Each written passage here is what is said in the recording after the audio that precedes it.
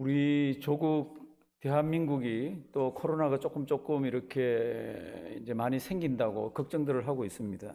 그 걱정들을 하는 그 중심에는 보니까 교회가 있고 어떤 특정 선교 단체들이 있고 수련회가 있고 기도회가 있고 그렇습니다. 거기에서 뭐 6명이 걸렸다, 8명이 걸렸다 뭐 이렇게 얘기를 하는데 어떤 교회는 139명이 이 참석해서 기도회를 가졌는데 50명 가까이가 걸렸습니다. 49명. 굉장히 많이 걸린 겁니다. 뭐 걸릴 수도 있는 거죠. 근데 이제 그동안 이제 교회가 예배 드리는 모습들을 이렇게 볼 때 주변에 있는 시선들은 불안해하고 불쾌하고 막 이러면서 주민들이 막 뭐라고 그러더라고요. 그때 간혹 이렇게 이야기하는 분들이 계시더라고요. 우리는 하나님을 믿어요. 하나님을 믿으면서 예배를 드리면 바이러스 안 걸려요, 코로나 안 걸려요, 이런 분들이 막 계시더라고. 어떻게 생각하세요? 이런 말 몇 차례나 방송에 나오는 것들을 제가 이렇게 쓱쓱 지나가듯이 이렇게 보았는데, 그분들이 이렇게 이제 이런 이야기를 하는 배경은 이렇습니다. 하나님 살아계신 것 우리도 다 알고, 우리가 하나님을 믿으니까 권능의 하나님께서, 그다음 마가복음 16장에 보면은 어떤 말씀이 있습니까? 마가복음 16장에는 믿는 자들에게는 이런 표적이 나타난다고. 그래서 뱀을 잡아도 괜찮고 독을 마셔도 괜찮고. 그래서 하나님의 백성들이 나 믿는 자 맞고 하나님 살아계신 거 나 믿으니까, 그리고 독을 마신 사람도 있습니다. 물론 죽죠. 그 하나님 왜 살려놔요? 그렇게. 어떤 사람은 방울뱀을 가지고 나 예수 믿고 나 믿음 있으니까, 그리고 방울뱀 만지다가 죽은 사람도 꽤 됩니다. 역사에 이르러. 그 말씀이 무엇인지를 모르는 분들이에요. 그런 말씀을 자기에게 끌어대서 우리는 하나님 살아계신 거 믿으니까 바이러스 걸리지 않는다든지, 뱀을 만져도 괜찮다든지, 독을 마셔도 괜찮다든지 이렇게 하는 분들은 하나님이 그냥 그 현장에서 역사하시는 것을 염두에 안 두고 내 뜻대로 하나님을 거기다 갖다 맞추는 겁니다. 내가 이러니까 하나님 그 말씀을 이렇게 이루어 주셔야 돼, 그러고 이렇게. 그런 신앙은 균형이 없는 신앙이죠. 바이러스가 있는 곳에 가면 믿는 사람들 다 걸립니다. 특별하게 하나님이 뭘 해주셔야 되면은 그때는 하나님 뜻한 바에 의해서 하지만은 그냥 우리가 이렇게 하면 하나님이 이렇게 해주셔 이러면서 하는 거는 옳지가 않습니다. 제가 이제 집단 감염들 나오는 거 보면서 마음이 조금 이렇게 아프더라고요. 가능하면 하나님의 백성들도 사회적인 어떤 룰과 그 속에서 함께 생활하는 것을 이렇게 보여주셔야 되는데, 어떤 교인들은 예배에 참석해서 주변에 있는 분들이 많이 걸렸는데, 이제 한국은 다 이제 검사를 하잖아요. 근데 이제 어떤 분들, 예수 믿는 사람들 중에 거기 참석했는데 검사를 안 받으려고 그럽니다. 왜 그러냐고 그랬더니 내가 건강한데 왜 받아야 되냐고. 안 믿는 사람들도 건강해도 어디 가 있는 접촉자들이 가까이 있었으면 이렇게 받잖아요. 근데 믿는 사람이 그렇게 이제 나오니까 그것도 보기가 그렇더라고. 그러니까 지금 이런 시대에는 믿는 사람들이 함께 신앙생활을 하면서 잘 믿으셔야 됩니다. 오늘 성경 말씀 이제 제가 성경책을 좀 펴달라 그랬는데 생각보다 중요한 이야기가 많이 있습니다. 오늘 되어지는 이 이야기는 1세기 때 아무도 가보지 않은 그 길을 가보는 우리 두 선교사에 관한 이야기예요. 선교사 2명의 이름이 나와 있고, 그게 마가는 돌아갔고 누가가 여기 동행하고 있는지 나중에 합류했는지는 모르겠는데 하여튼하고 바울과 바나바는 분명히 나와 있습니다. 이들이 비시디아 안디옥이라는 곳에서 설교를 했습니다. 성경을 보시면 설교가 길어요. 그 긴 설교를 요약하면 이렇습니다. 구약 이야기를 쭉 합니다. 왜 구약 이야기를 합니까? 거기 앉아있는 사람들 중에 유대인들이 대부분입니다. 그리고 유대교에 귀의한 사람들이 대부분이에요. 그래서 그 사람들에게 구약 이야기를 쭉 하고는 뭐라고 얘기합니까? 구약에서 이야기하는 이 사람이 하나님께서 이 땅에 우리 구세주로 보냈다는 겁니다. 그런데 그 땅에 왔는데 그분을 죽였고, 하나님께서는 그분을 살리셨고, 그리고 하나님이 그분을 살리셨는데 그 이름을 힘입어서 죄사함을 받고, 그 이름을 힘입어 믿는 자에게는 의롭다함을 주십니다. 이게 이들 설교의 요지입니다. 그랬더니 거기에 있는 사람들이 그 이야기를 듣고는요, 이제 그 들어보지 못한 이야기예요. 그리고 알 수 없는 가슴 속에 따뜻함이 이렇게 있고 무엇인가 깨달음이 이렇게 있습니다. 그래서 이제 이들이 헤어질 때 뭐라고 그럽니까? 42절부터 앞에도 나오고 컴퓨터에도 나오고 가정에서도 제가 찾아달라 그랬는데 42절 저희가 나갈 때 사람들이 청하되 뭐라고요? 다음 안식일에도 이 말씀을 이야기해 달라고. 다음 안식일에도 다른 이야기 말고 지금 이 이야기 무슨 이야기죠? 구약을 재해석해서 그 구약에서 이야기하는 분이 예수라. 그리고 그분의 이름을 힘입어서 죄 사함을 받는다. 그리고 그분을 믿음으로 어떻게 해요? 의롭다함을 받는다. 이 이야기를 또 해달라 그럽니다. 그랬더니 그 이야기를 해달라는 사람들에게 바울과 바나바가 43절 말씀 뒷부분 보면은 항상 하나님의 은혜 가운데 잘 있어야 합니다. 뒷뜻은 뭐예요? 신앙생활 하는 데는 어려움도 있을 겁니다. 그러니까 항상 하나님의 은혜 잘 붙들고 그 안에 있어야 합니다. 그리고는 한 주간이 지났습니다. 44절. 그 다음 안식일이 됐습니다. 그 한 주 동안에 얼마나 이 구약 성경을 새롭게 해석한 이것이 그 비시디아 안디옥 지역에 요즘 말로 하면 센세이션을 일으켰는지 성에 있는 사람들 대부분이 그 회당에 있는 데로 다 모여들었습니다. 어마어마한 사람들이 모여들었습니다. 하나님이 왜 이렇게 어마어마한 사람들 모여들게 했을까?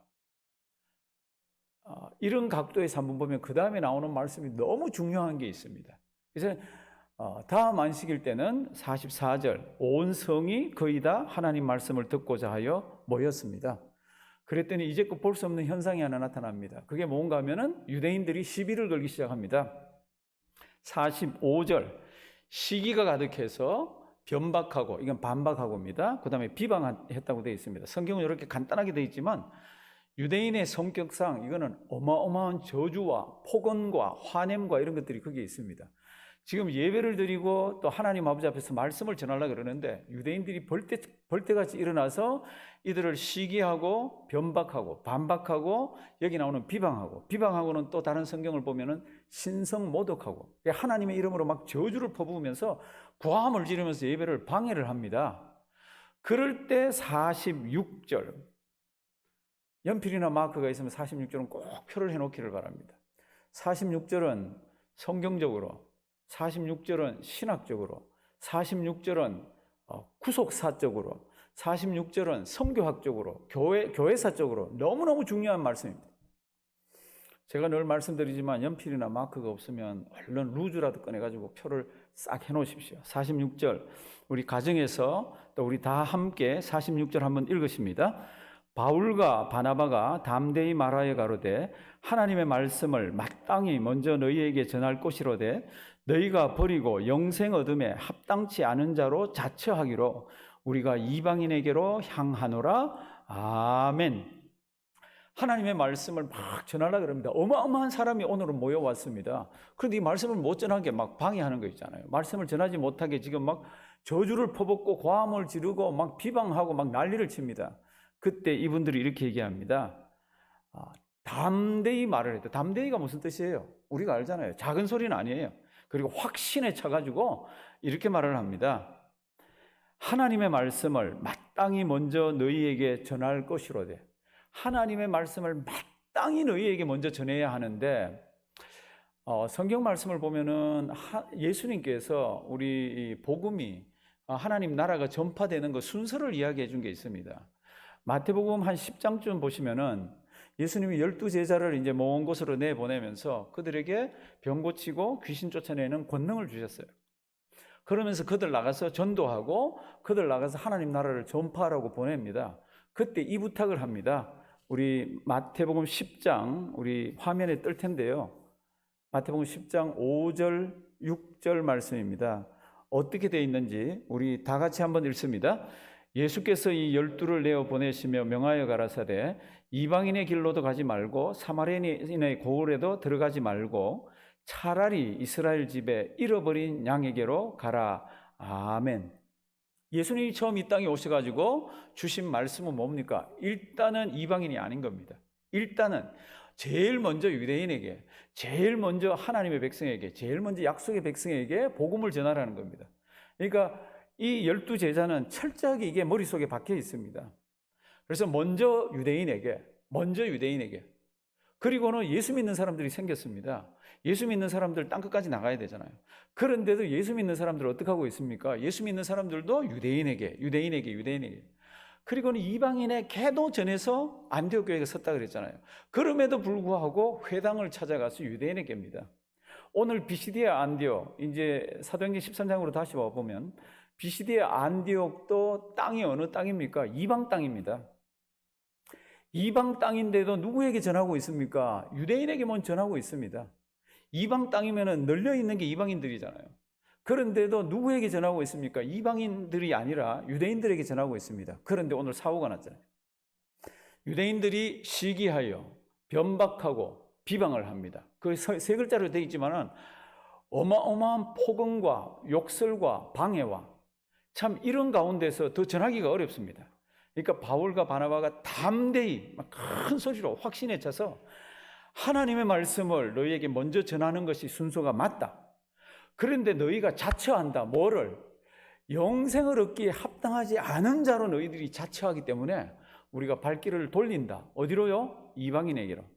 우리 46절 다시 한번 잘 보시기 바랍니다.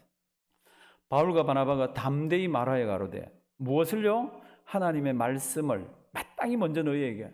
그런데 유대인들은 이 말을 들으면 기분 나빠하죠. 왜냐하면 하나님의 말씀을 너희에게 먼저 전해야 되는데 그럴 때 유대인들은 하나님의 말씀이 있어요. 자기들한테. 안 전해도 자기들은 가지고 있어요. 그러면 여기 이야기하는 하나님의 말씀이 뭡니까? 그러면 늘 성경에서 시비가 붙는 해석된 하나님의 말씀입니다. 구약 성경은 똑같이 가지고 있습니다. 유대인도 가지고 있고 우리도 가지고 있고. 그런데 우리가 읽는 성경 말씀과 그들이 읽는 성경 말씀 글자는 똑같아요. 뭐가 다릅니까? 해석이 다른 거지. 이 해석이 굉장히 중요합니다. 성경을 읽으면서 해석을 잘못하면 신천지로 쑥 빠지기도 하고, 성경을 읽으면서 해석을 잘못하면 저기 박태선이한테도 가기도 하고, 성경을 읽으면서 해석을 잘못하면 정명석이라는 한테도 가기도 하고, 온갖 이단의 해석을 잘못하면 빠져들어가게 되어 있습니다.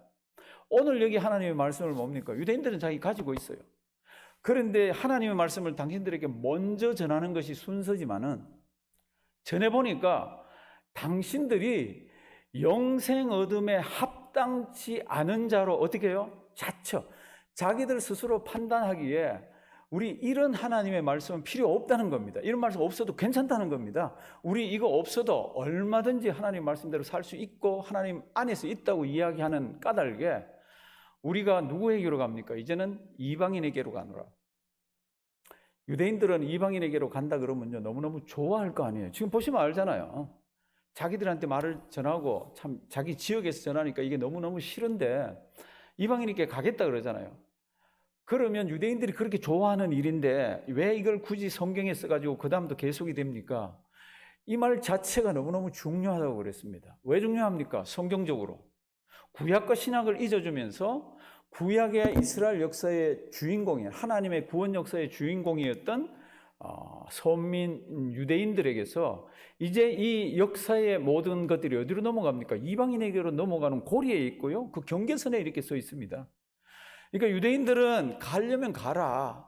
정말로 빠이빠이, 아듀, 아디오스, 잘가, 이렇게 하면서 박수를 칠지 모르지만 성경적으로 보면 이게 너무너무 중요한 게 이걸 딱 기록해 놓고 지금부터는 뭡니까? 이방 땅에서조차도 이 말씀이 전해지질 않았는데 이제는 유대인들이 아니라 중심이 이방인에게로 해서 하나님의 말씀이 전해질 거라는 선언과 공포가 여기 들어 있습니다. 그래서 이걸 잘 이렇게 제가 표를 해달라 그랬습니다. 다시 한번 돌아올 거니까요. 47절 말씀 보시면은 그러면서 바울과 바나바가 이렇게 얘기합니다. 구약 성경에 보면 우리 사역에 대해서 이야기를 해놓았다. 그게 뭔가 하면은 주께서 이같이 우리를 명하시되 내가 너를 무엇으로요? 이방의 빛을 삼아서 구원을 온 세계 끝까지 전하기 위해서 너희들을 택해서 일을 시킨다. 그런 말씀이 구약에 보면 있습니다. 이 말을 이방인들이 듣고요 너무너무 기뻐하는 거 있잖아요. 그러니까 이방인들이 그냥 이런 얘기를 듣고 기뻐한 게 아니라 성령 하나님의 마음속에 지금 역사하시기를 시작하고 있습니다.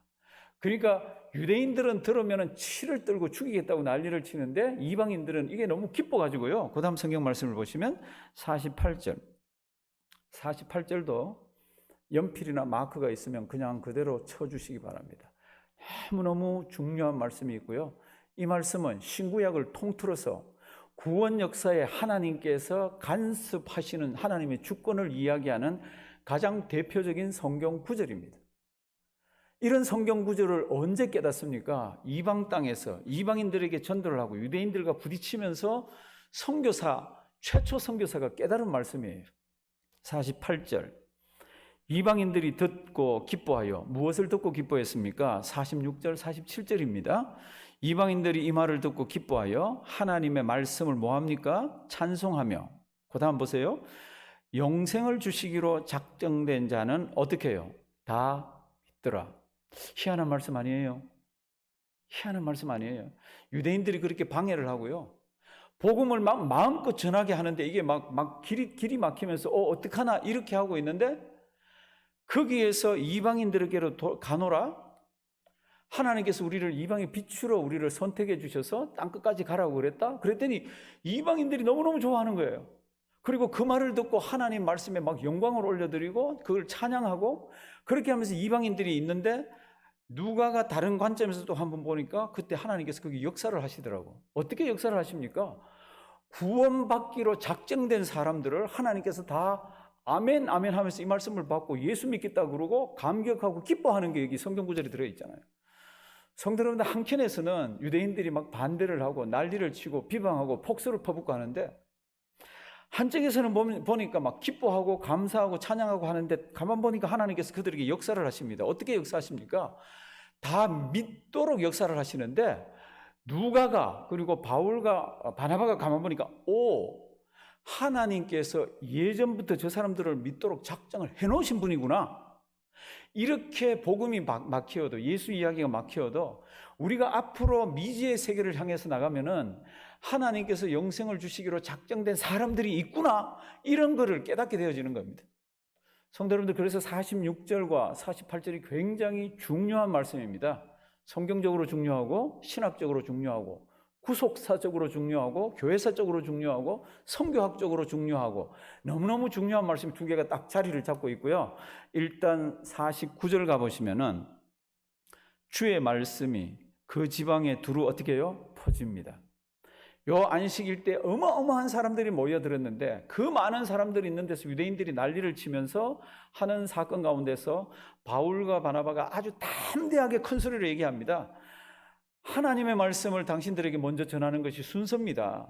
그러나 당신들이 영생 얻음에 합당치 않은 자로 자처하기에 우리가 이방인에게로 갑니다, 그러는 말을 어마어마한 사람들이 많이 들어요. 그랬더니 거기에 있던 이방 사람들이요, 막 너무너무 좋아하는 거 있잖아요. 그러면서 막 말씀을 믿습니다. 말씀을 믿는데 보니까 기쁨이 있고, 말씀을 믿는데 보니까 하나님 찬양함이 있고, 말씀을 믿는데 가만 보니까 하나님이 보이지 않는 손으로 믿기로 작정된 자들 속에 다 불을 일으키는 거 있잖아요. 그래서 막 이들 가운데서 하나님의 은혜가 막 역사하기를 시작합니다. 그래서 그 지역에 49절, 주의 말씀이 그 지방에 두루 어떻게 해요? 퍼지니라. 퍼진이라도 동그라미 한번 쳐놔보실래요? 왜 그런가 하면 이 퍼진이라는 그냥 한 번 퍼졌다는 뜻이 아닙니다. 이건 미완료 동사입니다. 헬라어에서 미완료는 뭐 무슨 뜻인지 모르셔도 좋지만 계속된다는 뜻입니다. 그러니까 하나님의 말씀이 이들이 쑥 던져놓았는데 그 하나님의 말씀이 쫙 퍼져나가는 거 있잖아요. 이런 성경 말씀은 머릿속으로 그림을 그리면서 상상들을 하셔야 됩니다. 그리고 이미지가 이렇게 구어체 언어로 되어 있지만은 시각적인 언어입니다.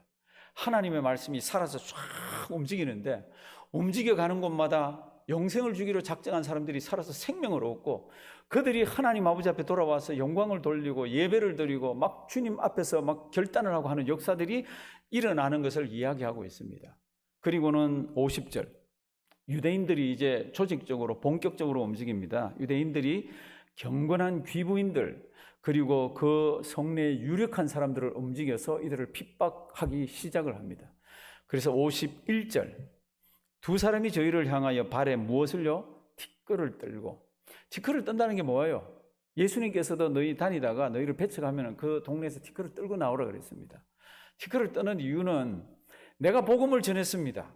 영생의 복음을 전했습니다. 그런데 당신들이 받지를 않았네요. 티끌을 떠는 이유는 영생에 얻는 복음을 받지 않아서 당신들에게 생긴 책임은 당신들 책임이요, 우리 책임은 아니요, 이 뜻이 여기 들어가 있습니다. 그러니까 발의 먼지를 다 틀고 어디로 갑니까?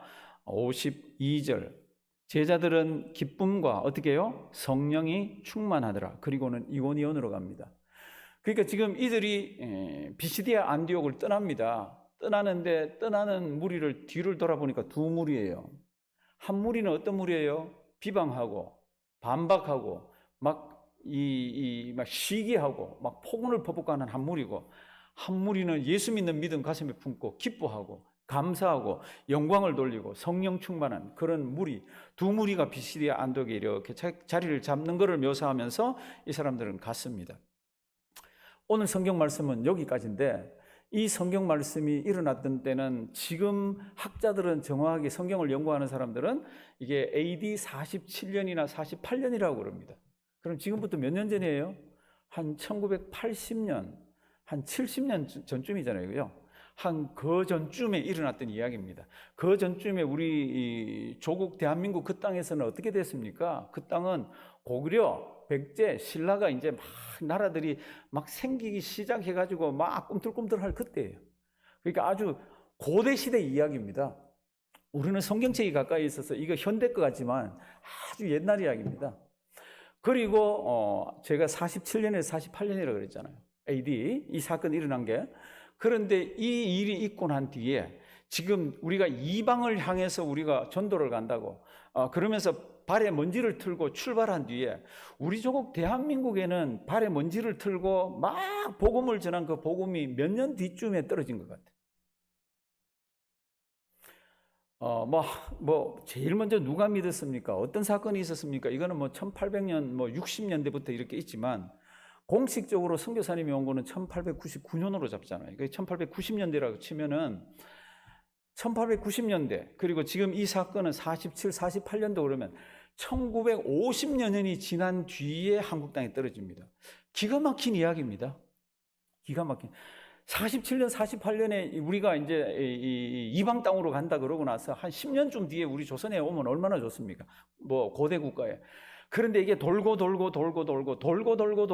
돌아가지고 1950년쯤이 지나야 이 복음이 어디에 떨어집니까? 한국 땅에 떨어집니다. 한국 땅에 이 복음이 떨어졌을 때는 일본이라는 나라가 한국을 잡아먹으려고 그럴 때고, 그리고 이 복음이 떨어지고 난 뒤에는 해방도 있고 6.25도 있고 한참 지나고 난 뒤에 언제 꽃이 핍니까? 꽃이 활짝 피는 건 우리 알아요. 1970년도쯤. 참 먹고 살기 힘들 때입니다. 사람들마다 먹고 살기는 힘든데 그 어려운 가운데 복음이 와서 가슴속에 꽉 박힙니다. 이 복음은 로마서 1장 말씀을 보면 내가 복음을 부끄러워하지 아니하노니 이 복음은 믿는 자에게 주시는 하나님의 구원의 뭐라고요? 능력이라고.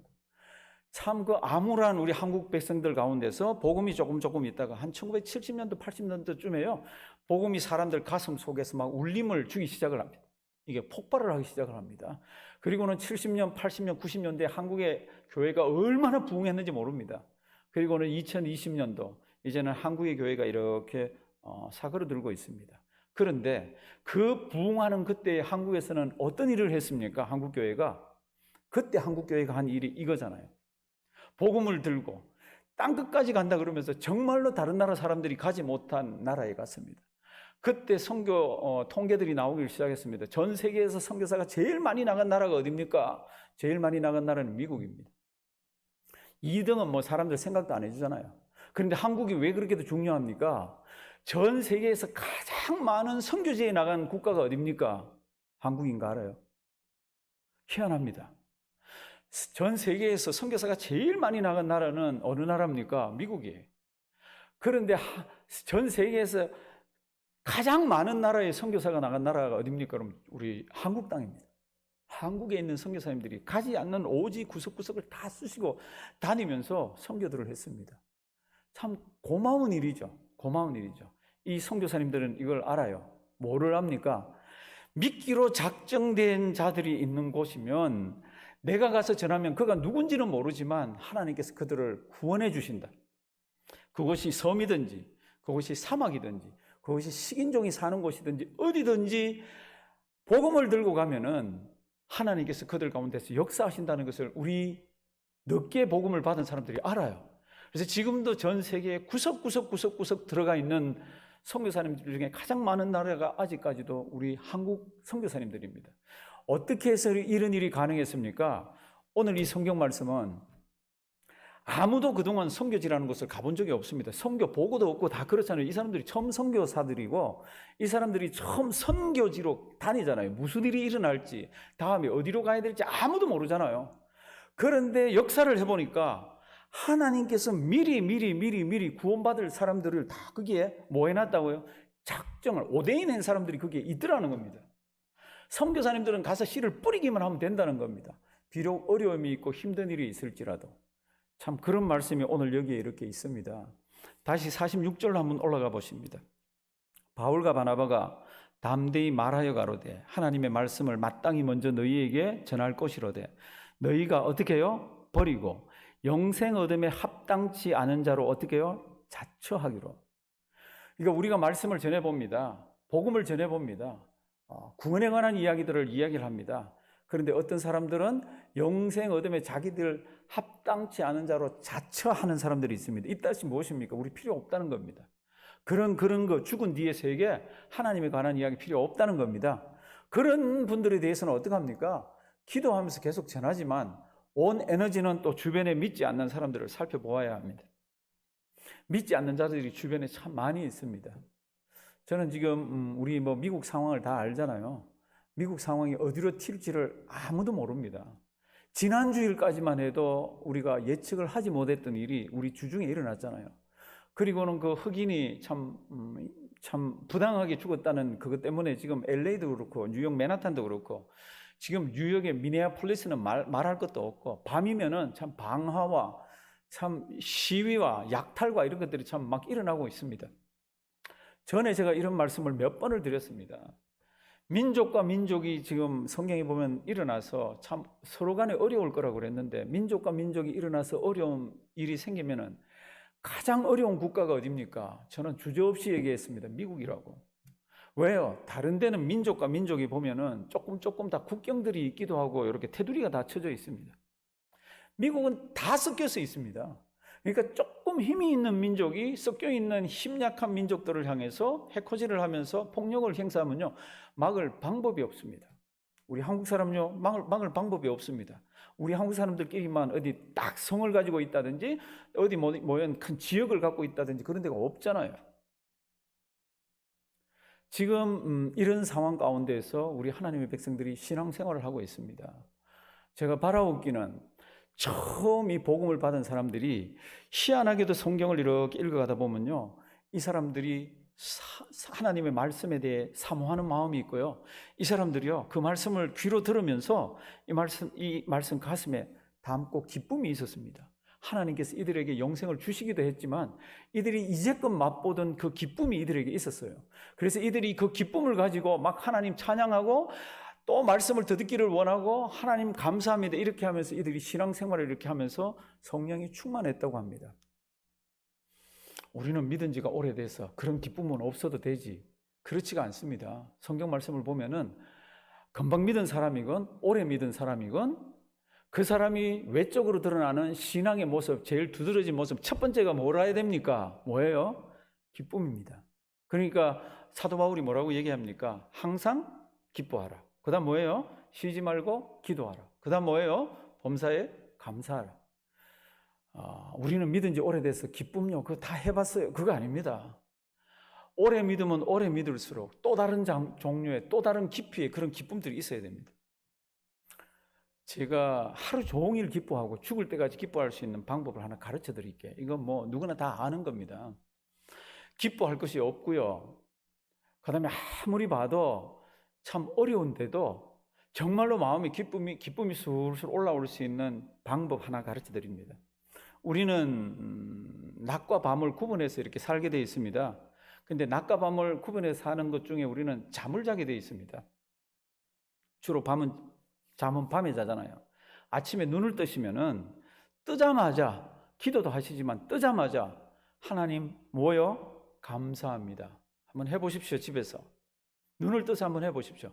한 번만 하지 말고 하나님 감사합니다. 감사합니다 그러면 그냥 입으로 그냥 막 나가는 거 아니잖아요. 그냥 조금 뭐 한 3초, 4초, 5초, 10초를 두고 하나님 감사합니다. 하나님 감사합니다. 그러면 속에서 자기가 묻죠. 뭐가? 이렇게 물을 거 아니에요.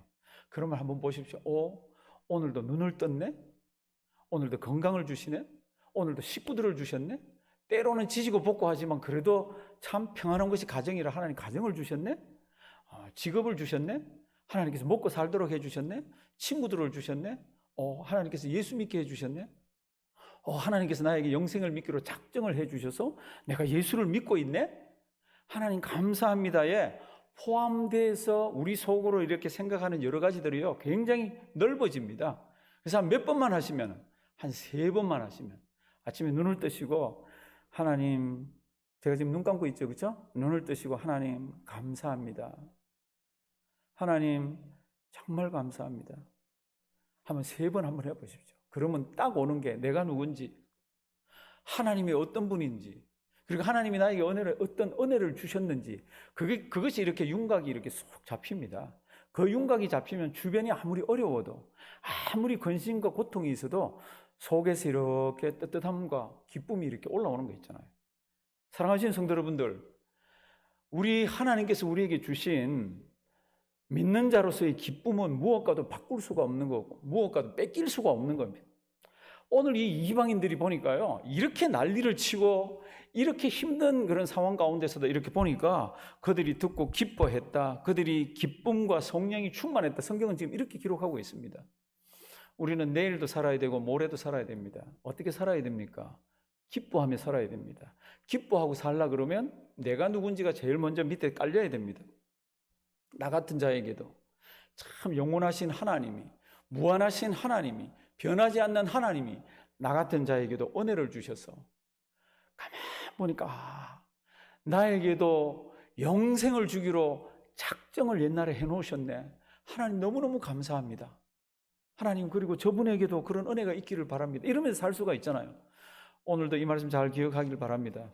성경은 짧게 기록되어 있습니다. 그럼에도 불구하고 성경은 이렇게 얘기합니다. 영생 얻음에 합당치 않은 자로 자처한 그들은 떠나라는 겁니다. 그리고 영생을 얻기로 작정한 사람들이 이 세상에 많기 때문에 그들에게로 나아가라는 겁니다. 그래서 우리한테까지 복음이 온 거잖아요.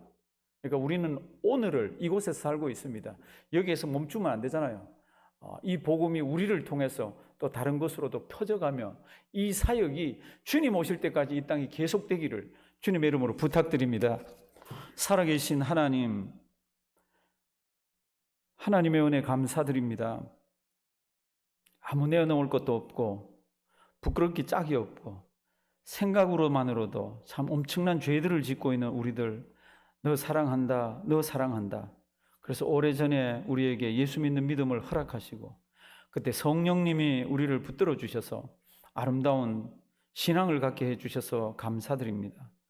5년이, 10년이, 수십 년이 지난 오늘 우리 자신들을 돌아보니 하나님, 때로는 기쁨이 하나도 없고 때로는 원망과 불평으로만 가득 차 있는 우리 자신들을 봅니다. 하나님, 무언가 크게 잘못되어 있는 우리의 신앙입니다. 다른 사람의 잘못을 먼저 보고 다른 사람을 탓하기를 먼저 하고 하는 우리의 못된 습성들, 우리 자신을 보면서 우리가 얼마나 사랑받는 존재인지 보면서 먼저 하나님 아버지 앞에서 기쁨을 회복하게 하시고 은혜를 회복하게 하시고 주님 앞에 바로 서는 우리 되게 해 주시옵소서. 하나님, 오늘도 이 어려운 시기를 눈물로 기도하며 지나가는 자들이 있습니다. 함께 해 주시고 주님께서 든든히 붙들어 주시옵소서. 하나님 아버지, 오늘도 주님 앞에 귀한 예물을 드리는 우리 손길들 기억하시고 하나님께서 가정의 만복으로 또 하시는 일마다 주님의 복이 묻어나도록 도와주시옵소서. 귀한 하루 우리에게 주심을 감사드리옵고 예수님의 이름으로 기도드리옵나이다. 아멘.